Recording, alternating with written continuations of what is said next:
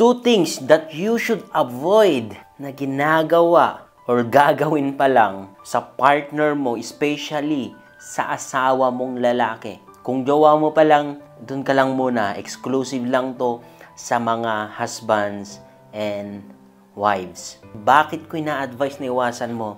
Because it kills the love ng isang lalaki sa'yo. Gusto mong malaman? Make sure na panoorin mo hanggang sa last part. Tara, simulan na natin. Sa isang relationship, lalong-lalo na sa mga mag-asawa, hindi talaga maiwasan ang mga misunderstanding, ganon. Pero, kaya natin nabawasan ang mga dahilan ng palaging pag-aaway or yung mga factor kung saan nakakamatay ng love ng partner natin. Meron tayong kakayahan. Kontrolado natin yon, especially sa sarili natin. In order para ma-maintain, in order para magtatagal kayo, in order para ma-protect nyo, ma-protect natin ang relationship natin sa ating partner. Kaya, I am advising you to avoid doing this. Ano pa tong dalawa? Unahin natin sa number 1.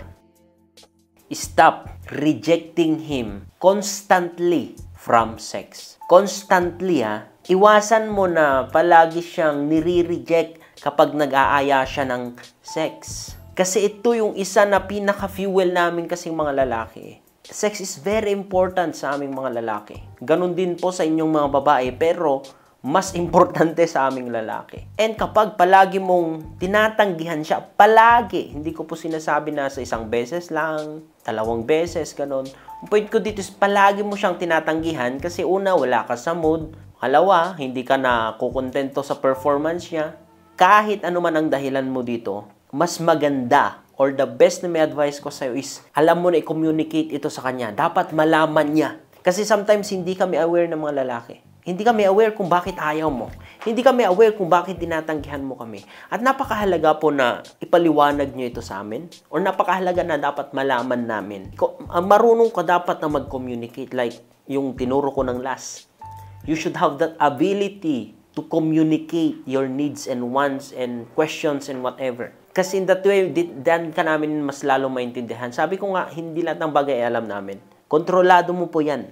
Kontrolado mo na i-communicate sa amin yung gusto mo. So, ang resulta kasi dito, kapag lagi kaming nare-reject sa sex, madadry kami.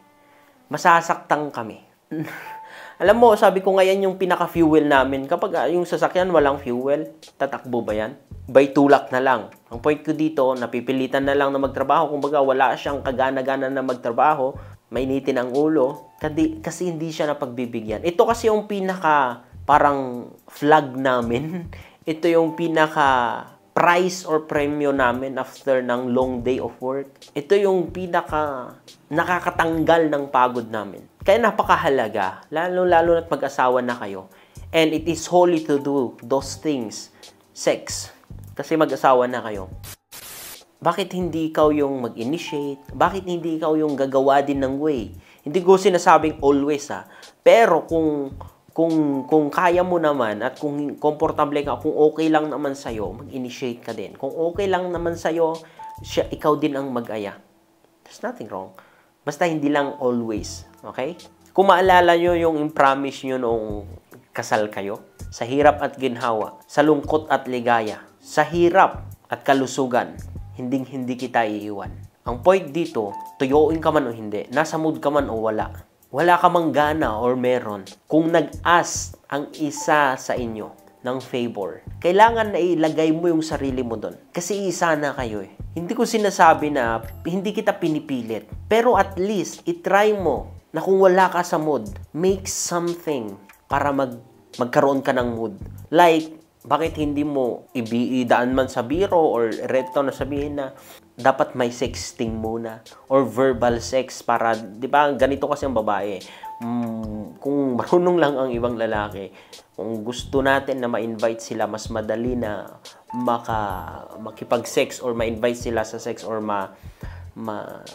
ma-arouse ang isang babae, dapat sexting muna sa chat or text. Kasi ang babae kasi dito, kapag naka-ready na sa isip nila, mas mabilis kayong ganahan kung dito na ang na-activate. Kaya napakahalaga ang word muna, ang sexting, bago tayo umaksyon ng mga lalaki sa play na yon, sa role play na yon. Okay, hindi po kasi sometimes ang lalaki, mahirap yung ganun, no?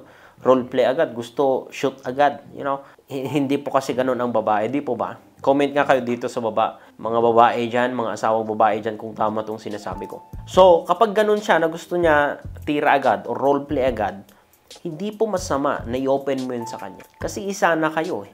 Yun ang solusyon eh. Hindi po ang solusyon ay maghanap ng iba na mas magaling sa asawa mo. Please, sinisira mo lang ang buhay mo. Sinisira mo lang ang kapayapaan mo. So, if I were you, kung meron kang hindi gusto, kung bakit wala ka sa mood, or kung bakit mo siya nire-reject when it comes to sex, he must know. Okay? He must know. Number 2, na iwasan mo.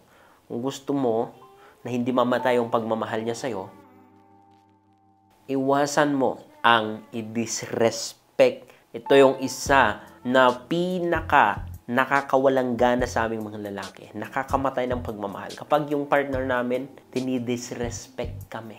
Dinidisrespect yung authority namin na isang lalaki. Dinidishonor kami. Binabastos kami sa harapan ng mga tao. Pinapamukha or kahit harap-harapan ng mga tao ay pinapamukha mo na wala kang respeto sa amin. And ito ang worst. Ang kinukumpara mo siya sa iba, sa mas better sa kanya. Disrespectful po yan. Kaibigan, kung gusto mo na mapanatili ang pagmamahal niya sa'yo, respect him.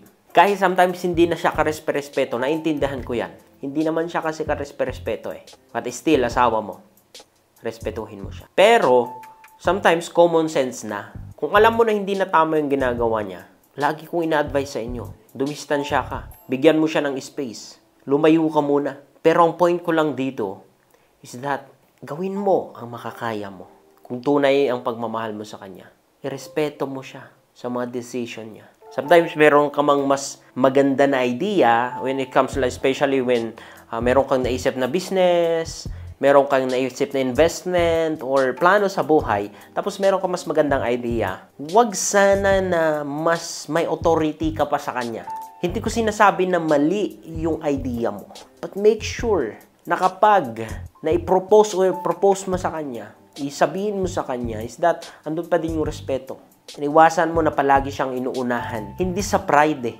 Sometimes, ang akala nyo pride. Pero yung authority kasi na binigay ni Lord sa amin, kailangan mo mag-submit doon. Kung gusto mo na hindi mamatay yung pagmamahal niya sa'yo. Kasi yun ang problema eh. Problema, pride. Kasi nga dahil sa mas magaling ka na, and totoo naman yun, hindi naman may kakala mas magaling ka when it comes to intellectual, sa pag-iisip.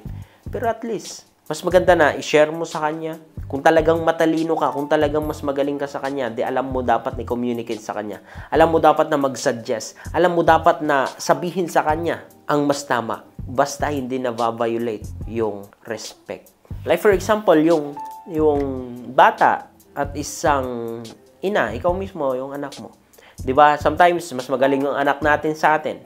Pero, dapat ba na yung anak natin ay siya yung magtuturo sa atin ng dapat nating gawin? Hindi, di ba? Ang gagawin nila, magsasuggest, and nasa atin na to evaluate is tama ba? Okay lang? Sige. Okay. Hindi po yung inuunahan hindi po yung inuunahan ka na ng anak mo, ay wala kang alam. Ganito dapat kasi nanay. Ganito. Tanga mo naman. Di ba? Kung ganun yung way mo, napaka-disrespectful. Kung ganyan isang anak mo, napaka-disrespectful. Ganun ka din sa asawa mo. Mag-suggest ka sa kanya. Hayaan mo na siya yung mag-decision based sa suggestion mo. Iwasan mo na palagi siyang inuunahan. In that way, nape-preserve. Yun kasi yung pagkaintindi namin ng love sa isang na lalaki. Kapag ganun yung pinapakita mo sa amin, yun yung pag-akala namin ng love. And, ang tendency nito, mas lalo namin iparamdam ang pagmamahal namin sa inyo because alam mo kung paano kami respetuhin. Okay? So, that's it lang may advice ko sa video na ito. Maraming salamat. Don't forget to share this video. Ingat po kayo palagi and God bless.